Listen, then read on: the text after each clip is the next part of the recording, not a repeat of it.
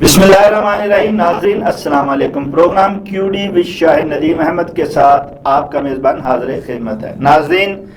90 लाख से ज़ायद बैरून मुल्क मुकीम पाकिस्तानी न सिर्फ अपनी तरसीलात ज़र के ज़रिए कौमी तरक्की में नुमायाँ हिस्सा डाल रहे हैं, बल्कि बैरून मुल्क हर शोबे में अपनी सलाहियतों का लोहा भी मनवा कर पाकिस्तान की मस्बत शनाख्त को उजागर करने में अहम किरदार अदा कर रहे हैं। इसके बावजूद इनके मसाइल का तदारक किया जा रहा है, ना ही अपने मुल्क में हकीकी नुमाइंदगी का हक दिया जा रहा है। ज़ुबानी कलामी कहकर ही सराहा जा रहा है कि यह मुल्क का सरमाया है और इस सरमाए को ज़ाया नहीं होने देंगे। इसके लिए कमेटियां बना दी गई हैं, ओवरसीज कमीशन को भी फाल कर दिया गया, ओवरसीज अहदेदारों को बाख्तियार भी बनाया गया है ताकि ओवरसीज के मामलात को न सिर्फ देखा जाए बल्कि इनका फौरी तदारक भी किया जाए। क्या इस दौरे हुकूमत में ऐसा कुछ हो पाएगा? ओवरसीज की मुश्किलात का अजाला किया जाएगा? इस पर इज़हार ख्याल के लिए आज हमने मैनचेस्टर UK से सीनियर सहाफ़ी, तजियाकार और सदर press club of Pakistan UK जनाब महमूद असगर चौधरी साहब को और स्पेन से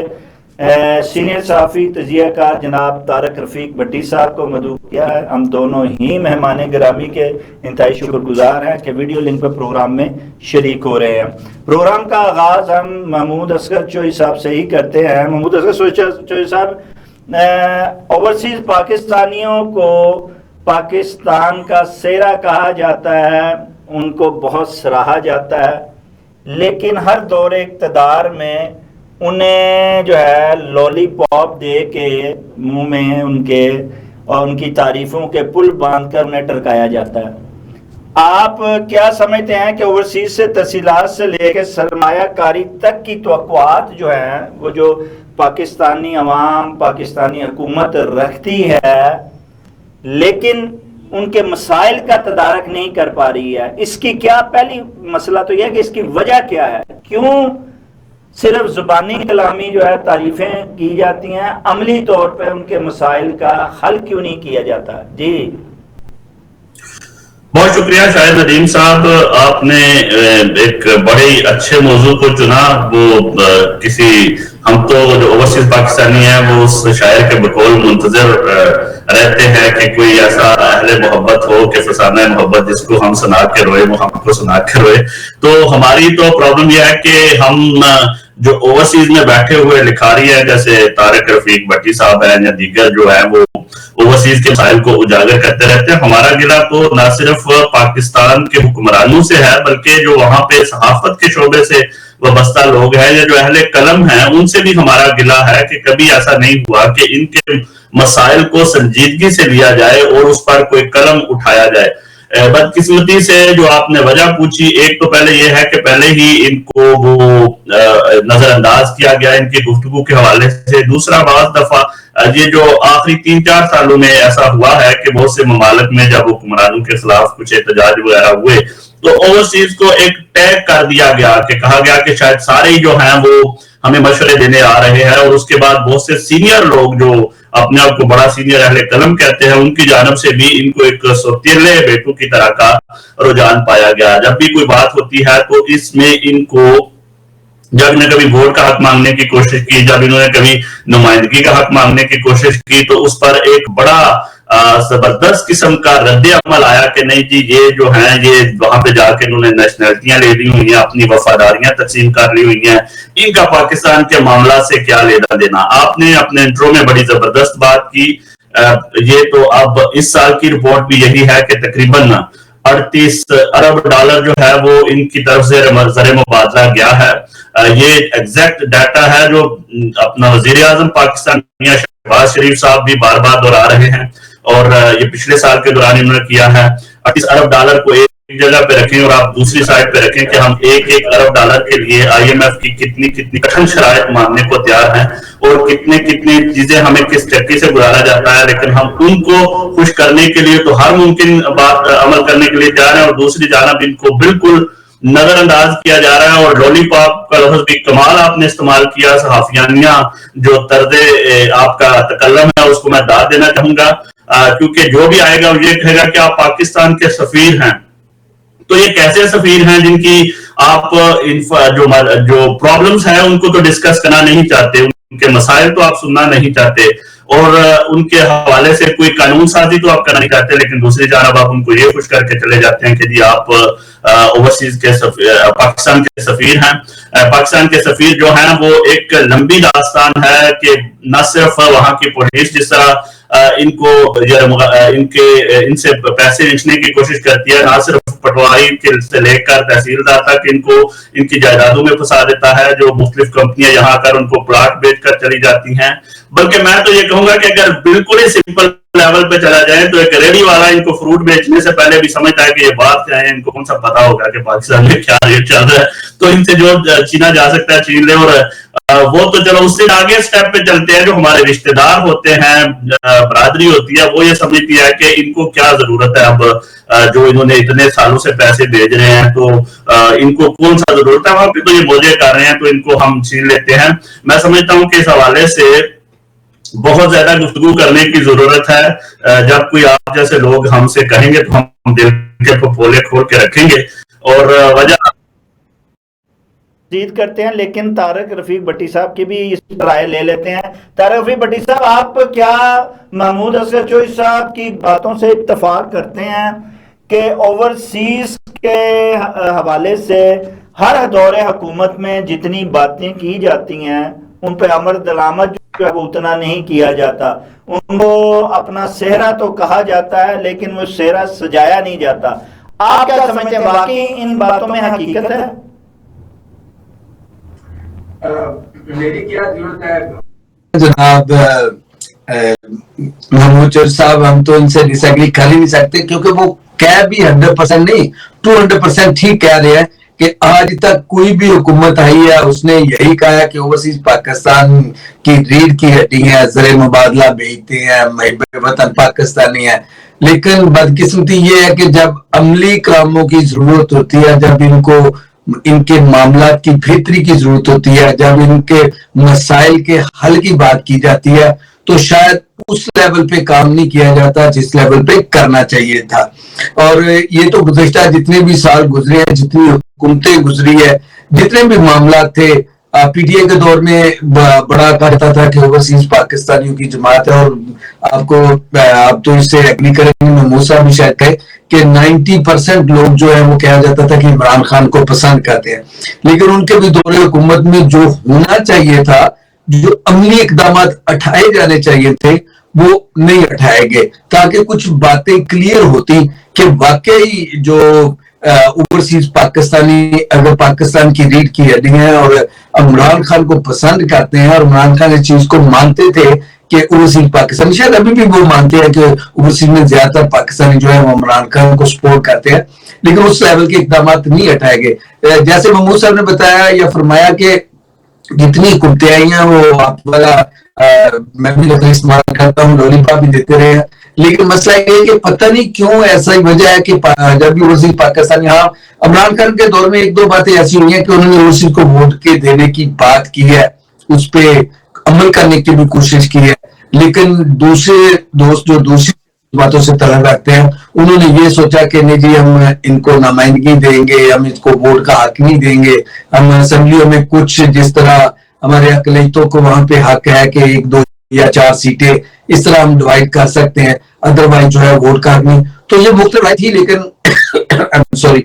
اس پہ عمل نہیں ہو سکا. معاملہ یہ تھا کہ کچھ نہ کچھ کر کے دکھایا جاتا, کچھ نہ کچھ اس پہ اقدامات کیے جاتے, تاکہ اوورسیز پاکستانیوں کو یہ آئیڈیا ہو جاتا کہ وہ کوئی نہ کوئی تو ہے جو ان کی بات سنے گا.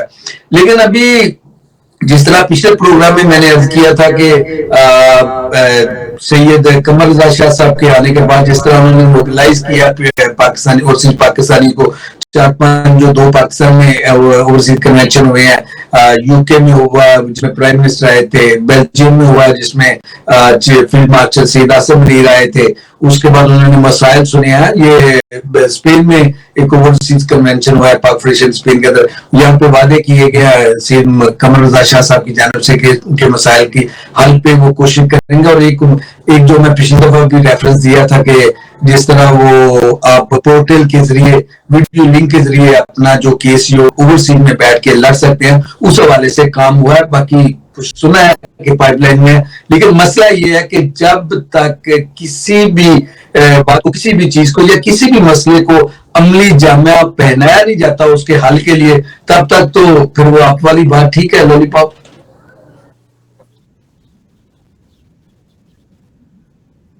चाह रहा था इसमें क्या आप समझते नहीं है कि ओवरसीज का अपना भी थोड़ा सा किरदार है कि उनको जो है लॉलीपॉप समझ गए हैं हुकूमत दौरे हुकूमत में कि इन्हें अल्फाजी तारीफों से और दीगर ख्वाब दिखाकर बहलाया जा सकता है, बरगलाया जा सकता है, और वो दूसरे लफ्जों में वही कि लॉलीपॉप दे के बहलाया जा सकता है, तो वो दे के बहलाया जा रहा है। लेकिन क्या आप समझते नहीं उसमें अपना भी किरदार है, और वो किरदार क्या है कि ओवरसीज कमेटियां भी बनी, ओवरसीज कमीशन भी बन गया, पहले फाल नहीं था, इस दौरे हुकूमत में कहा जा रहा है जी फौरी फाल है, और उसमें नुमाइंदगी जो दी गई है वो ओवरसीज को ही दी गई है। अच्छा, ओवरसीज ने भी वही काम किया जो पाकिस्तान में था कि जनाब ओहदे ले लिए जाते हैं, झंडे लगा लिए जाते हैं गाड़ियों पे और उनको एंजॉय किया जाता है, और अपने ही लोगों को, अपने ही अवाम को जिनके सर पे वो आते हैं, ओहदे लेते हैं, उनको पहले हुकूमत बरकरा रही होती है, फिर वो बरकराना शुरू कर देते हैं कि जनाब क्या करते हैं जो तारक रफीक भट्टी साहब ने कहा है कि चीफ मार्शल आते हैं उनके प्रोग्राम्स में, वजीर आजम आते हैं, सदूर आते हैं, सारे आते हैं और यकीनियां दहानियां करा के चले जाते हैं, और आखिर में तारक रफीक भट्टी साहब ने जो कहा वो होता है कि देखते हैं नहीं अमली पोजीशन क्या होती है।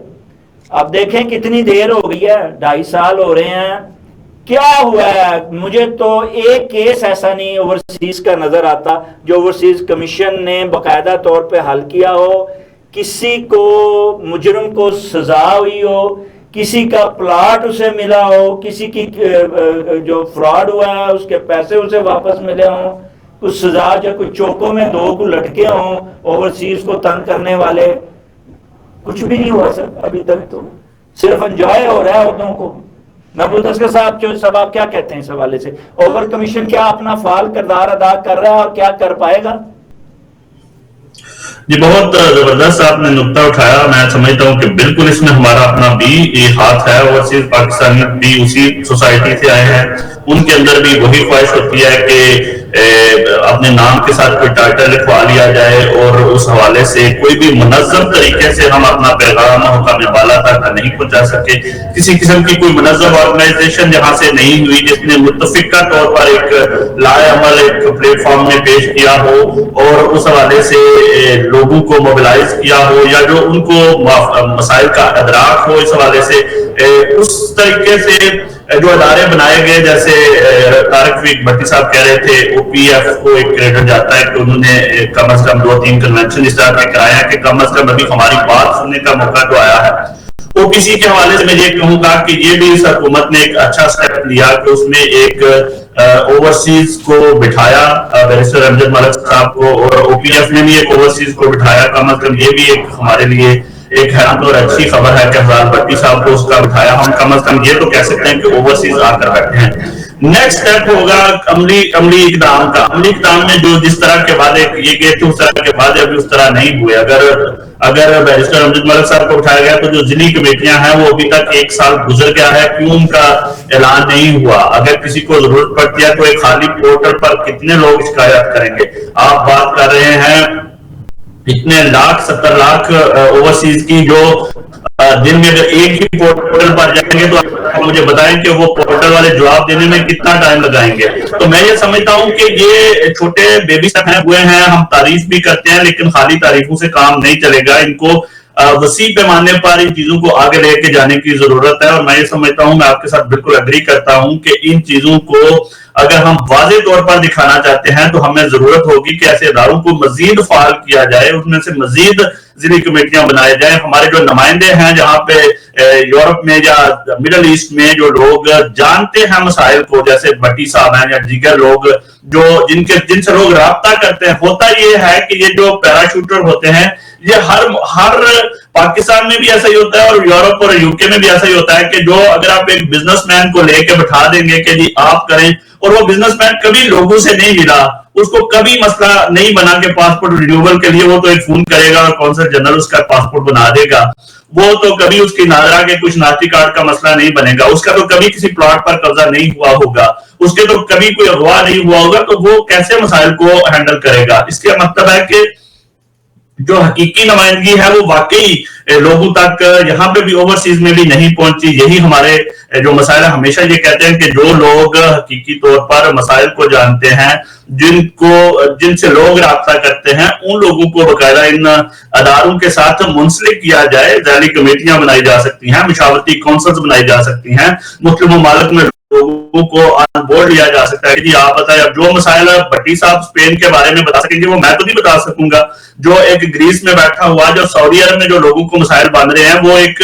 पोर्टल में जरिए तो सामने नहीं आएंगे। वो तो जरूरत है कि हर मुल्क में सर्जरीज हों, कचहरियां हों, जहां पे जाकर लोगों से पूछा जाए और फिर उन मसाइल के लिए एक मुश्तरका राय अमल किया जाए। अगर हुकूमत वाकई संजीदा है तो इन मामला की तरफ गौर करना पड़ेगा कि बेबी स्टेप से आगे बढ़ के मसाइल का एक अंबार है, कोई हमारिया है, और उनको हल करने के लिए जरूरत है कि तमाम तरफ से एक कलेक्टिव किस्म की जो है वो बात ली जाए और कलेक्टिवली जो है लोगों तक उनके मसाइल हुक्काम बाला तक पहुंचाए जाए, और तभी जाकर और उन मामला के हल को। मैं ये कहूंगा कि खाली अदारों पर बिठा दिया, वेरी गुड, हम तारीफें भी कर रहे हैं, लिख भी रहे हैं और आपकी तारीफ कर रहे हैं, लेकिन उनके अमली जो अफालियत है वो कब शुरू होगी? एक्टिव रोल प्ले करने का टाइम कब आएगा? जब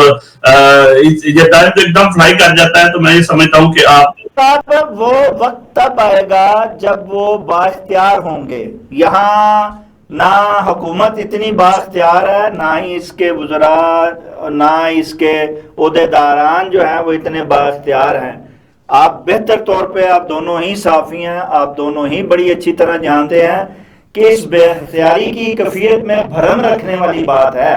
और वो भरम रखा जा रहा है। मैं कम से कम तारक रफीक भट्टी साहब ओवरसीज से बैरिस्टर अमजद मलिक को बड़े अच्छे नफीस आदमी, मैं खुद मिलता हूँ, मेरे अच्छे बड़े दोस्त हैं।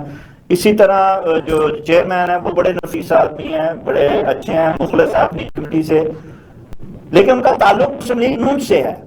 अब वही जो इन्होंने बात की है, बेसिक जो कम से कम ओवरसीज के लोग थे यहाँ बनाए गए, हमें खुशी है हमारे दोस्त बने हैं, लेकिन एक्चुअल जो तरीक़ाकार है वो कम्युनिटी की मुशावरत से होना चाहिए था कि किसको बनाया जाए, उसमें पार्टी को नहीं लाना चाहिए था, पहली बात। दूसरा, उन्हें बाख्तियार बनाना चाहिए था ताकि वो कुछ कर सकें। और मैं हैरान हूँ कि वो जितने मुखलिस आदमी हैं और जितने वो बड़े स्टिक हैं अपने प्रोफेशन में, उनको तो ये बेख्तियारी में ओहदा लेने ही नहीं चाहिए था। अच्छा, वो ना सिर्फ ओहदे लिए हुए हैं, अब उसमें क्या ना जी हम बगैर तनख्वाहों के काम कर रहे हैं और बहुत काम कर रहे हैं, क्या काम कर रहे हैं ना, नहीं कर पाएंगे। उन्हें ये ओहदे छोड़ देने चाहिए। कम से कम ओवरसीज का जो स्टाइल है वो तो जरूर अपनाना चाहिए ना कि जनाब अगर मैं ओवरसीज के लिए कुछ कर नहीं सकता तो मुझे खाली ओहदे लेके वहां एम्बेसियों में जाके बैठना या लोगों को अवार्ड देना या लोगों के साथ तकरीबात करके या वीडियो लिंक पे एवं मुशावरतें करके और वही काम करना जो हुकूमत कर रही है, फोटो सेशन वाला, टिकटॉक वाला, तो ये ओवरसीज को तो जेब नहीं देता। आप क्या समझते हैं तारक रफीक भट्टी साहब, ये वाकई इतने बाख्तियार हैं कि ये ओवरसीज के सारे मसाइल जितने भी हैं बिलखुसूस पाकिस्तान की हद तक वो हल कर पाए या हल कर रहे हैं? आप जरा, क्योंकि आप बड़ी सच्चाई से रिपोर्टिंग करते हैं, जरा बताइए।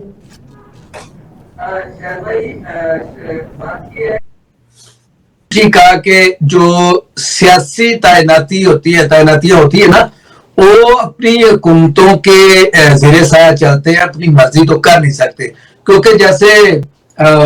मैं वो ये कहना चाहता था कि हम ऑफ द रिकॉर्ड भी बात कर रहे थे कि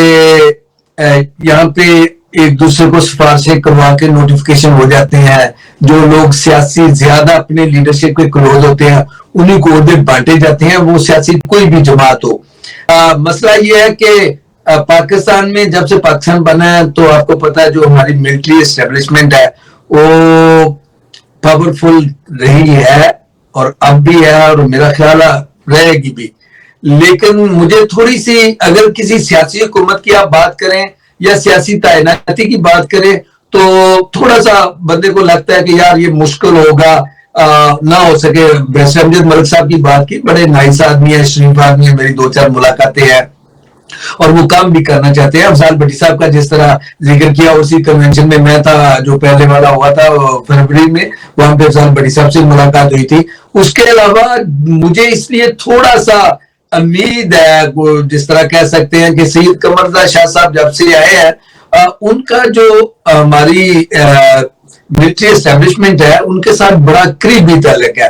اور یہ پہلی دفعہ ہوا ہے کہ بیلجیم میں فیلڈ مارشل سید عاصم منیر صاحب ان کی ریکویسٹ پہ ہی آئے ہیں کہ انہوں نے کہا کہ اوورسیز پاکستانی آپ سے ملنا چاہتے ہیں, اور اوورسیز پاکستانی کو 20 ممالک سے 20 سے زیادہ ممالک سے وہاں پہ بیلجیم میں آئے تھے.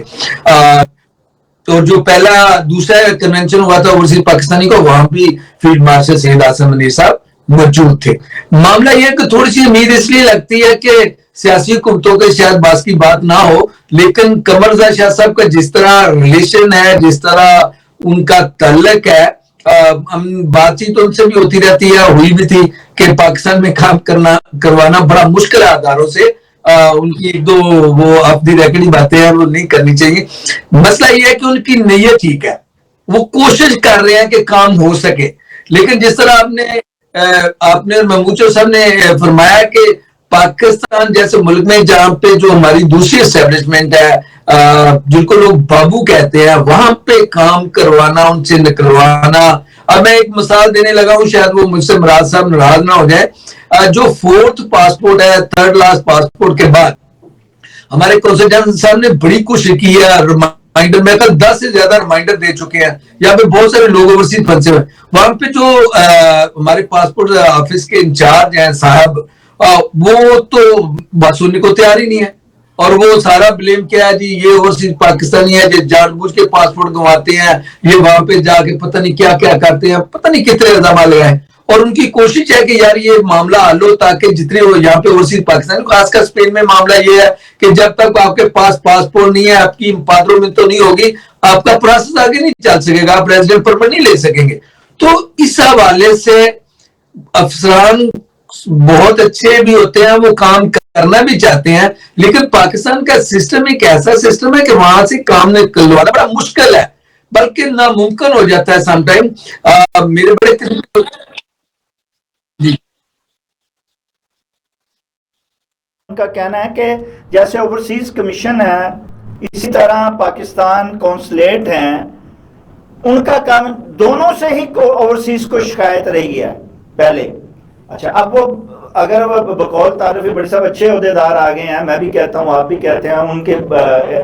ذاتی طور پر آپ سارے تعریف ہم کر رہے ہیں, لیکن عملی جو طور ہے وہ دیکھنے کے لیے اچھا نہ اوورسیز کمیشن کا کردار گزشتہ جو ہے وقت تک کوئی بہتر نظر آتا ہے, نہ ہی ایمبیسی کا یعنی قونصلیٹ جنرل کا. اب ایک بندہ آ جائے اور وہ کرنے کی کوشش کرے اور پھر وہ بھی نہ کر پائے, کیا وجہ ہے کہ یہ عرصہ دراز سے یہ آ کے 2 کام انہوں نے کرنے ہیں قونصلیٹ نے, ایک شناختی کارڈ اور ایک پاسپورٹ, کوئی انہوں نے حکومتی کام کوئی نہیں کرنا, اور تیسرا انہوں نے ذاتی مفادات کی تکمیل کرنی ہے. اب ذاتی مفادات کی تکمیل ہو جاتی ہے ہر دور میں, کوئی بھی قونصلیٹ آیا ہے, کوئی بھی نیچے جو عملہ ہے, لیکن پاکستان اوورسیز کی جو ہے وہ پرابلمز حل نہیں ہو رہی, نہ ڈیجیٹلائز ہوتے ہوئے, نہ بغیر اس کے پہلے ہوتا رہا, نہ اب ڈیجیٹلائز ہو کے ہو رہا ہے. کیا وجہ ہے یہ شکایت دور کیوں نہیں ہو پا رہی, اور کیا وجہ ایمبیسی یا قونصلیٹ اپنا صحیح طریقے سے کردار ادا نہیں کر پا رہے؟ میں سمجھتا ہوں کہ یورپ اور برطانیہ میں جو محدود وسائل بھی ایک بہت بڑا ایشو ہے ایمبیسڈرز کے لیے اور کونسل جنرلز کے لیے. امیگریشن کے دنوں میں ہم نے دیکھا ہے کہ ان کا ایک بہت اچھا رول رہا ہے, وہ ہنگامی بنیادوں پر انہوں نے 10,000 لوگوں کو بھی پاسپورٹ ایشو کیا تاکہ ہماری کمیونٹی جو ہے اس سے فائدہ اٹھا سکے, اور جب کبھی ایسی ضرورت پڑتی ہے تو وہ اپنا ذاتی اثر و رسوخ یا ذاتی سمجھے کہ محنت استعمال کرتے ہیں. آپ اٹلی کی مثال لے سکتے ہیں, آپ اسپین کی مثال لے سکتے ہیں, یوکے کی مثال لے سکتے ہیں. لیکن پرابلم یہ ہے کہ جب حکومت ایسے اقدامات کرے گی کہ نادرا آفیسز ہی ختم کر دے گی دنیا بھر میں, یہ کہہ کر کے اب جناب آن لائن سب کچھ ہو سکتا ہے, اب ان کی ضرورت نہیں رہی, اور اب ان کے پاس عملہ بھی موجود نہیں ہے, اور جو نادرا کی ویب سائٹ ہے اس پر تو مطلب ایک اچھا بڑا ٹیکنیکل پڑھا لکھا بندہ جس کو جی پی ای جی اور سارا پی ڈی ایف اور ان ساری فائلوں کا پتا ہے, اس کا بھی آخر پہ جا کے بلاک ہو جاتا ہے. کبھی کہتے ہیں یہ تصویر ٹھیک نہیں ہے, کبھی کہتے ہیں یہاں پہ آپ کے وہ جو ہے وہ فیس کا جمع کروانے کا آپشن غلط ہو جاتا ہے, تو ان کو دوبارہ ایمبیسی سے رابطہ کرنا پڑتا ہے. اب امبیسڈر آگے سے کیا کرے, مطلب اس کے پاس اگر آفس ہی بند ہو چکا ہوا ہے اور حکومت نے کر دیا ہوا ہے. ہم نے بار بار اس چیز کو ہائی لائٹ کرنے کی کوشش کی جب اپنے مطالبات بھیجے, چاہے وہ کسی کو بھیجے چاہے وہ پی ایف کو بھیجے, کہ آپ اس طرح نہ کریں. ہماری جو میجورٹی ہے پاکستانیوں کی, وہ آپ کو ماننا پڑے گا کہ اوورسیز میں مزدور طبقہ ہے, جو کام جو بیچارے اگر وہ اتنے ہی پڑھے لکھے ہوتے, وہ اتنے ہی آئی ٹی کے ماہر ہوتے, تو وہ بیرون ملک کام کرنے کے لیے کیوں آتے؟ موسٹلی لوگ تو اس لیے آئے اپنی غربت دور کرنے کے لیے, اور آپ ان کو کن چکروں میں الجھا رہے ہیں. اب اپوائنٹمنٹ سسٹم جو شروع کیا ہے ایمبیسیز نے, اس میں بھی اب اپوائنٹمنٹ لینے کے لیے لوگ کئی ہفتے بیٹھے رہتے ہیں کمپیوٹر میں, ایک ٹائم کے اوپر آتی ہے اپوائنٹمنٹ. اب ایک مجھے بتائیں جو بیچارہ 60 سال پہلے آیا تھا بزرگ, جس کو ابھی تک اپنا فون استعمال کرنا نہیں آتا, وہ اس سے آپ امید رکھیں کہ وہ ٹائم پہ بیٹھ جائے اور اپنی اپوائنٹمنٹ ڈھونڈنا شروع کر دیں. تو اس سلسلے میں دوبارہ یہی کہوں گا کہ اس کی ذمہ دار بھی حکومت پاکستان ہے, اور جو ہماری وزارت ہے وہ ہے, کیونکہ وہ ریسورسز میں اضافہ کرنے کی بجائے یہ سمجھ رہی ہے کہ ہم سب لوگ جو ہے وہ ٹیکنیکلی اتنے زیادہ اسٹرانگ ہو گئے ہیں کہ ہمیں ایمبیسیز کی ضرورت ہی نہیں رہی. حالانکہ حقیقت اس کے بالکل برعکس ہے. حقیقت میں خواتین ہیں, ان کے بچے ہیں, حقیقت میں بوڑھے انسان ہیں جو ٹیکنالوجی کے ساتھ اتنے وابستہ نہیں ہیں, اور حقیقت میں جو تعداد ہے وہ بھی بہت زیادہ ہے ہر ممالک میں, جو ان کی تعداد ہے لوگوں کی اپوائنٹمنٹ لینے کی ان چیزوں کی, تو اس میں حکومت ہی ذمہ دار ہے. اچھا طارق رفیق بھٹی صاحب, جیسے انہوں نے کہا ہے کہ ڈیجیٹلائز ہونا جو ہے وہ بڑا اچھی بات ہے, اور اس میں آپ ہیومن ریسورسز کم ہو جاتے ہیں اور وقت کی بچت ہوتی ہے, عام طور پہ یہ کریں. لیکن ہمارے ہاں تو نیٹ ہی بند رہتا ہے. ہمارے ہاں پورٹل وہ والے نہیں ہیں جو باہر بیرون ملک گوروں کے ہوتے ہیں یا انہوں نے کیے ہوئے ہیں. یہاں کے پورٹل بھی بالکل اسی طرح ہیں جس طرح کہ یہاں بسیں چلتی ہیں,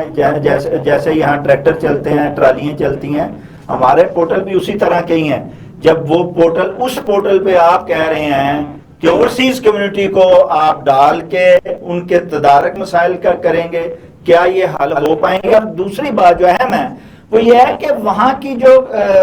پاکستان کمیونٹی سینٹر ہیں ان سے استفادہ کرتے ہوئے ہیومن ریسورسز کو دور کیا جا سکتا ہے, لوگوں کے پرابلمز کو ایمبیسی جو ہے وہ ان کی مشاورت سے حل کر سکتی ہے, ان مسائل کو بھی جو ہیومن ریسورسز کے مسائل آتے ہیں. کیا وجہ ہے ایمبیسی اور پاکستان کمیونٹی سینٹر پوری دنیا میں اوورسیز, یہ کوارڈینیشن ان کا کیوں نہیں ہے آپس میں, اور کیوں کوارڈینیشن نہیں کیا جاتا؟ اچھا, جو آپ نے ابھی بات کی نا کمیونٹی سینٹر کی اس حوالے سے,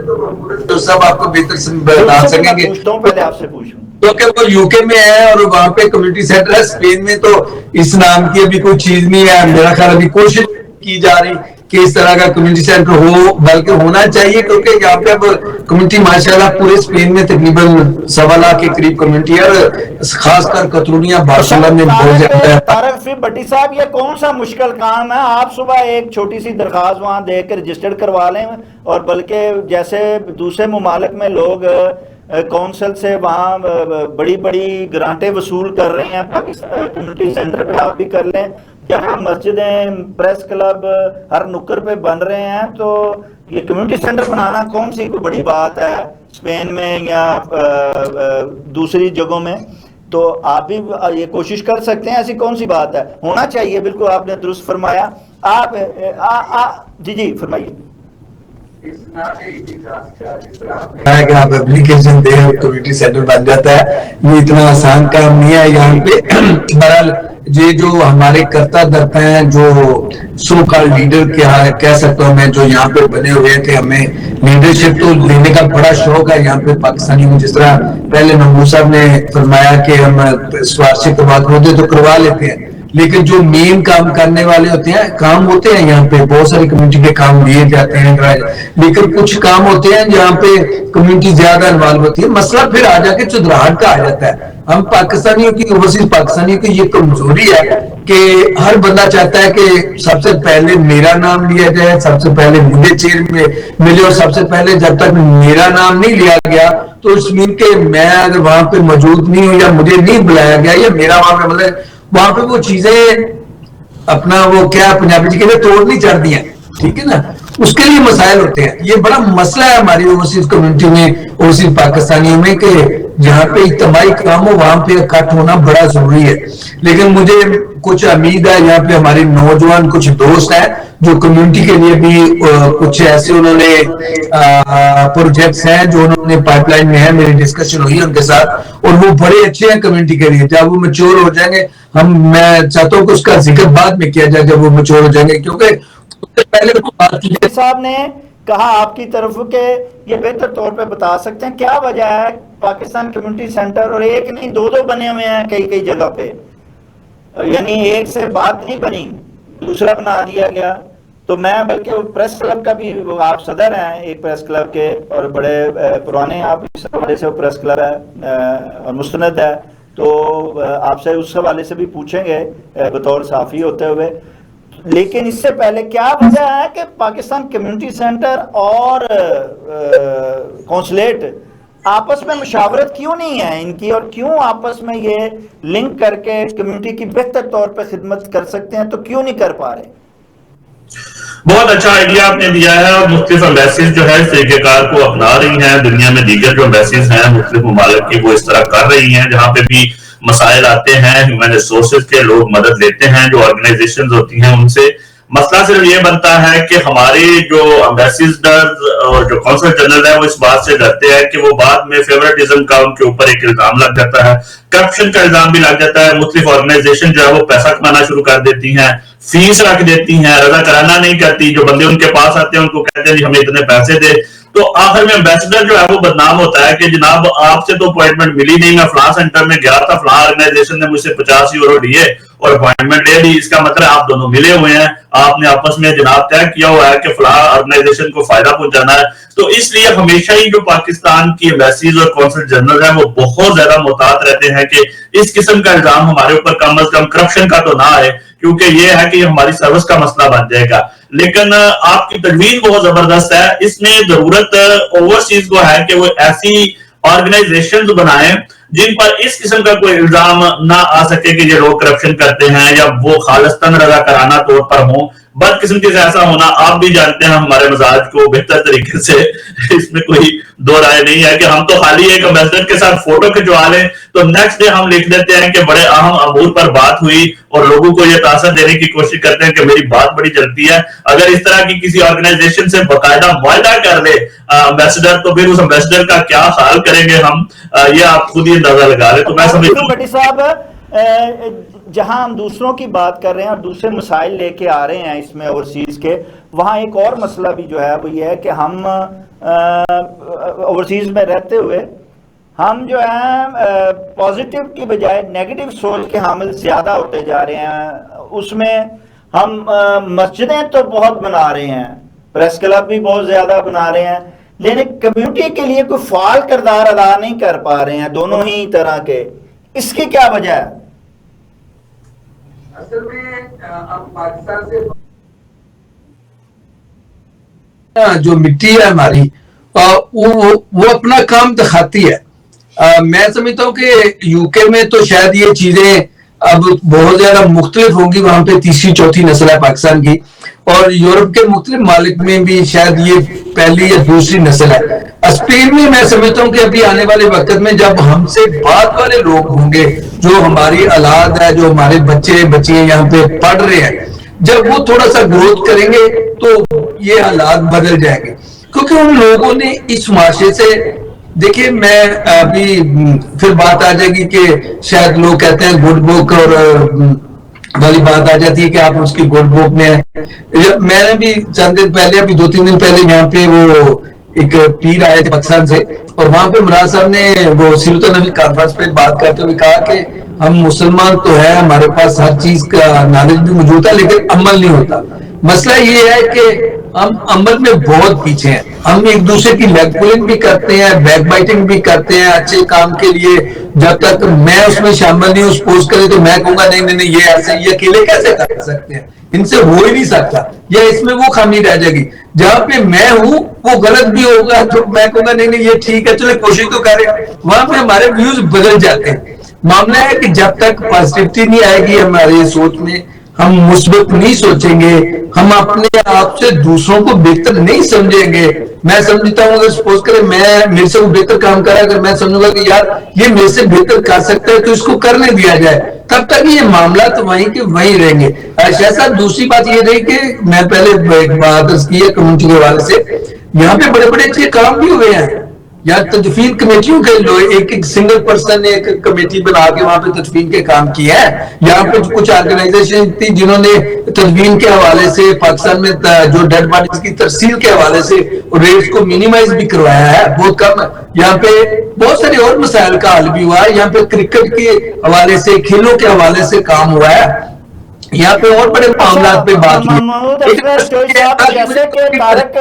صاحب کہہ رہے ہیں کہ بہت سے کام جو ہیں بہت اچھے کام بھی ہوئے ہیں اور اوورسیز نے ہی مل کے کیے ہیں, لیکن وہیں پہ اوورسیز نے مل کر جہاں بہت اچھے کام کیے ہیں وہاں بہت برے کام بھی کر رہے ہیں. وہ کیا کر رہے ہیں, وہ ایک دوسرے کے لیے, پاکستان کے تو مسائل ہیں ہی ہیں اپنی جگہ, اور اس پہ وہ ان کے مسائل حل ہونے چاہیے. اس میں اوورسیز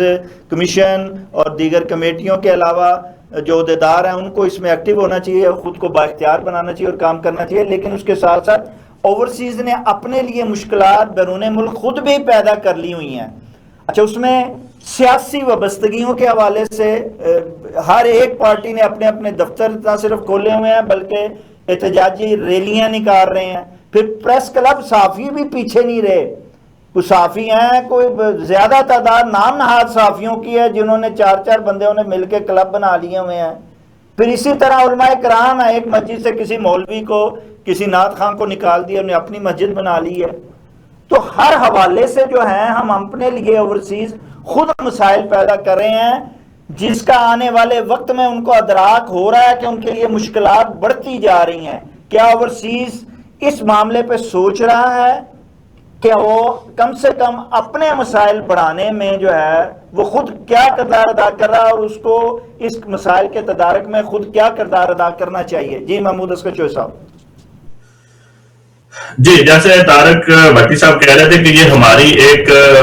سماجی برائیوں میں ایک چیز شامل ہے کہ ہم ویسے تو ڈیموکریسی کی بات کرتے ہیں, لیکن ہمیں یہ نہیں پتا کہ ڈیموکریسی جو ہے وہ بیسیکلی صرف یہ نہیں ہوتا کہ ووٹ ہوتے ہیں. ڈیموکریسی کا مطلب یہ ہے کہ ایک پورے اصولوں و ضوابط کو ماننا پڑے گا. اگر آپ پریس کلب کی بات کر لیں, کسی مسجد کمیٹی کی بات کر لیں, کسی آرگنائزیشن سیاسی جماعت کی کسی شاخ کی بات کر لیں, تو اگر تو وہ ریپرزینٹ کر رہا ہے کہ اس کو لوگوں نے چنا ہے اور مختلف لوگوں کے یا مختلف صحافیوں نے اس کو پریزیڈنٹ چنا ہے, یا مختلف ایک مسجد آرگنائزیشن میں جو اس کے ممبرز ہیں مسجد کے اس نے چنا ہے, تو وہ تو یہ دعوے دار ہے کہ وہ کہلائے گا کہ میں جو ہے وہ اس کا صدر ہوں, یا میں جو ہے فلاں آرگنائزیشن کو چاہ رہا ہوں. اور وہ جب کسی پہ بات کرنے کے لیے جائے گا تو وہ بات سنی بھی جائے گی. ہماری بدقسمتی یہ ہے کہ ایک واقعہ ہے کسی یہاں پہ کسی ملک میں ایک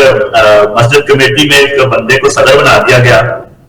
اور اس کے کچھ دنوں بعد کچھ اختلافات ہوئے تو انہوں نے کہا کہ اس کو صدر سے ہٹا دیتے ہیں, کوئی نیا صدر بناتے ہیں. تو اس نے کہا کہ نہیں یار ہوں انج نہ کرو, میں پاکستان فون کر کے دس رہا کہ میں صدر ہوں, تو اب اگر میں صدر کے عہدے سے ہٹ گیا تو پھر میرا کیا بنے گا. تو یہ ہوتا ہے کہ ہمارے جو پریس کلب کی بات ہو یا مسجد کمیٹی کی بات ہو یا P T I, Noon League یا پیپلز پارٹی کی بات ہو, تو وہ بندہ سمجھتا ہے کہ اب مجھے یہاں سے ہٹایا گیا ہے. وہ یہ نہیں سمجھتا کہ اگر جن لوگوں نے مجھے ڈیموکریٹکلی بنایا تھا تو اب کسی اور کو بنانا چاہ رہے ہیں تو کوئی بات نہیں, میں پیچھے ہٹ جاتا. تو وہ کہے گا اچھا چلو ٹھیک ہے, یہ بات ہے, میں اس کو ایک علیحدہ آرگنائزیشن بنا لیتا ہوں اور اس کا نام تھوڑا چینج کر لیتا ہوں, میں نون لیگ لور بنا لیتا ہوں, یا میں پریس کلب یو کے کی بجائے کوئی اور نام رکھ لیتا ہوں, اور میں وہاں پہ تو کم از کم صدر تو ہوگا. وہ پنجابی میں کسی نے پوچھا کہ بھائی تم کیا کرتے, اس نے کہا میں اسکول میں ہیڈ ماسٹر ہوں. تو اس نے کہا اسکول میں کتنے اور ٹیچر ہیں, اس نے کہا اور کوئی ٹیچر نہیں, میں اکیلا ہی ہوں. تو اس طرح کی بہت سی آرگنائزیشن بھی ہیں جہاں پہ لوگ خود ہی प्रेसिडेंट बन जाते हैं और खुद ही सारा कुछ बन जाते हैं, और इसी चीज का फायदा उठाकर जो इदारे हैं वो रिस्पेक्ट नहीं देते, ना किसी जो सियासी जमात के लोगों को देते हैं, ना किसी प्रेस क्लब को अहमियत देते हैं, ना किसी मस्जिद कमेटी को देते हैं। जब आप वहां पे जाके बात करते हैं तो वो कहते हैं कि जी कौन सा, हमें तो पता चल रहा है कि फलां है, आप तो नहीं है। तो ये एक बिल्कुल आपने बड़ी अच्छी निशानदेही किया है। शायद जिन माशरों में हम रह के सीख रहे हैं कि यहाँ पे डेमोक्रेटिक ऑर्गेनाइजेशन कैसे बनती हैं, मेंबरशिप कैसे होती है, बकायदा उनकी फीस होती है, सालाना मीटिंग्स होती है, वो बकायदा इलेक्शन करते हैं, वो अपना नुमाइंदा मुंतखब करते हैं, और उस नुमाइंदा जब जाके बात करता है तो वो अपना दिखाता है कि मैं ये 500 बंदे का। लेकिन महमूद असगर चौधरी साहब, आप जैसे सीनियर सहाफी, कॉलम निगार, तजियाकार, सदर प्रेस क्लब पाकिस्तान, जो ऑफ पाकिस्तान यूके जो आप हैं, एक तवील अरसे से हैं,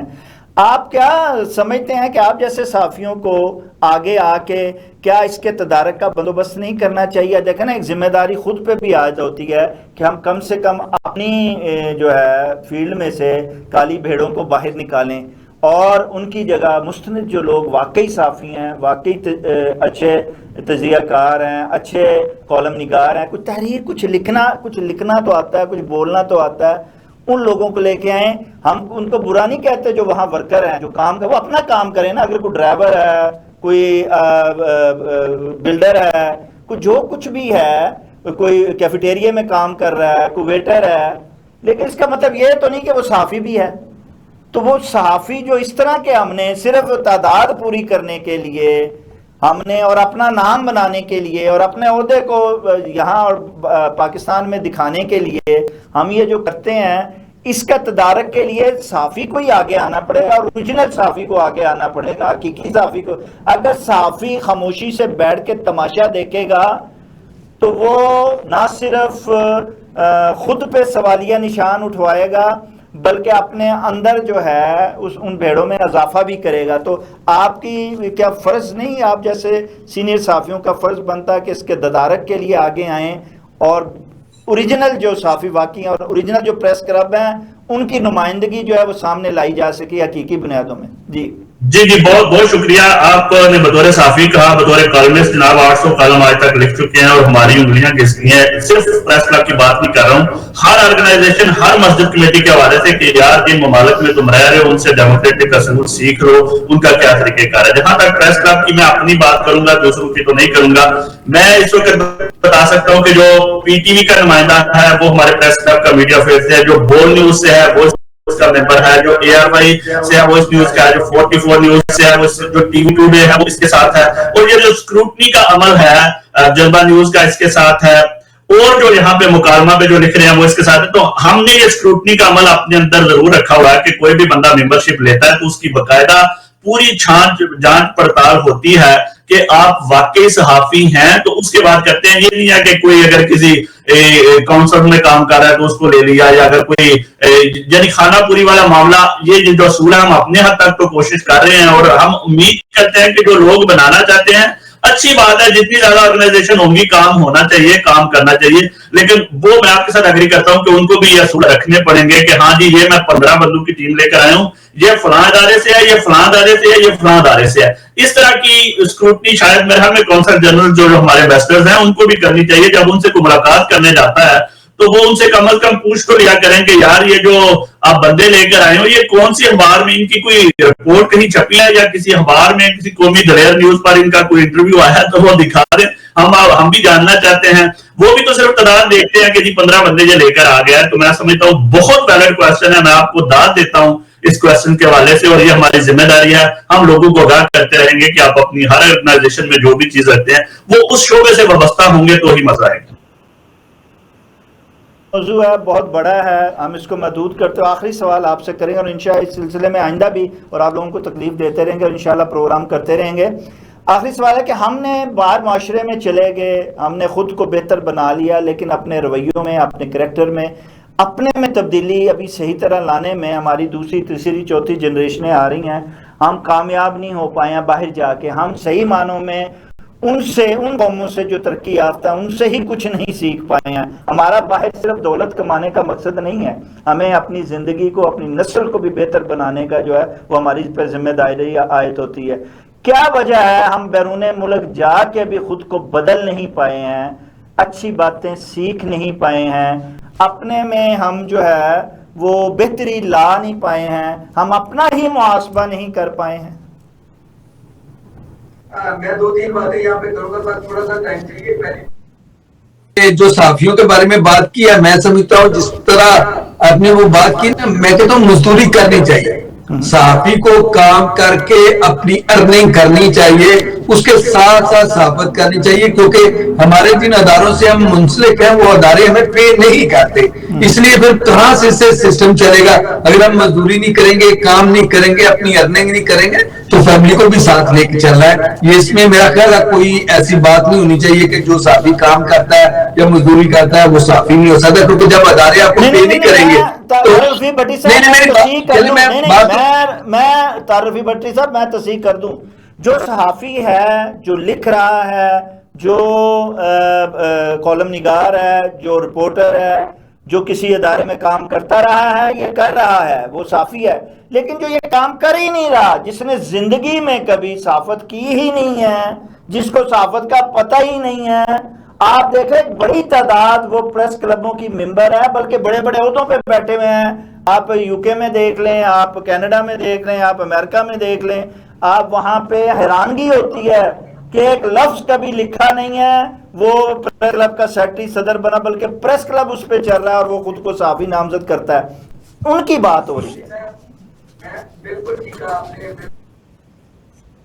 نے. کہ کیمرہ مین بھی صحافی ہے, اگر کچھ نہ کچھ کرے تو صحافت میں نام تو لے نا اپنا. اگر وہ کیمرہ مین ہے وہ بھی صحافی ہے, اگر کوئی رپورٹنگ کرتا ہے, کوئی کالم لکھتا ہے, صحافت کے تو بڑے شعبے ہیں. نمبر 1. نمبر 2, یہ بات آ گئی کہ ہم نے اپنے آپ کو بدلا کیوں نہیں.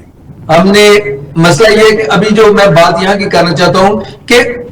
سب سے ضروری یہ ہے کہ جب ہم کسی بھی کنٹری میں موو ہوتے ہیں تو ہمیں فرسٹ آف لینگویج سیکھنی چاہیے. سیکنڈ یہ کہ اپنے بچوں کو ایجوکیشن دلوانی چاہیے. میں نے پہلے بہت سٹارٹ میں سیاست پہ پروگرام کیے تھے, لیکن میرا 99% جو پروگرام ہوتے ہیں, جو لائیو پروگرام کرتا ہوں, وہ کمیونٹی بیس اس لیے ہوتے ہیں کہ سوشل جو ہمارے مسائل ہیں اس پہ بات کی جائے, یعنی کہ اپنے بچوں کو ایجوکیشن دلوائے تاکہ یہ اس معاشرے کا بہترین حصہ بن سکے اور آنے والے وقت میں وہ اپنی فیملی کی, اپنے بچوں کی اور اپنے ملک کی بہتر طریقے سے خدمت کر سکیں. لیکن مسائل یہ ہے کہ ہم جو ایک بات جو بڑی میرا خیال محمود صاحب اس کو اپریشیٹ کریں گے کہ